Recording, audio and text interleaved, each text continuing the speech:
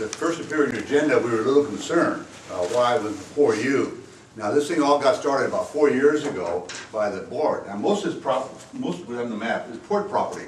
So the port has been the main leader all the way through. They've done the planning, they're doing the EIR and so forth. And we all call this Chula Vista Bayfront.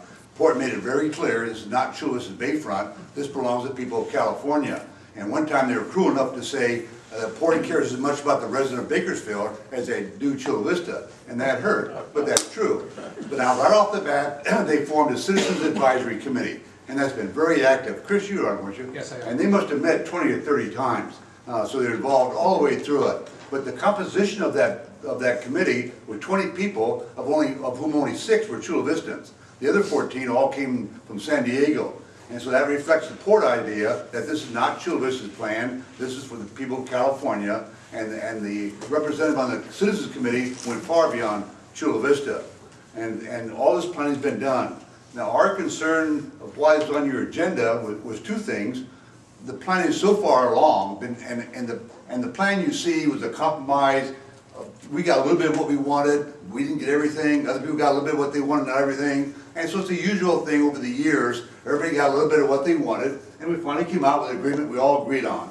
And so one of our fears was you were getting involved and try to muck it up and start all over again or something, and we urge you not to do that. It's far along, it's been through the Citizens Advisory Committee, it's been a very open process, and they'll get involved. The second thing we're concerned about, a rumor came up a month or so ago that some prominent Chula Vistans were trying to push out Pacifica.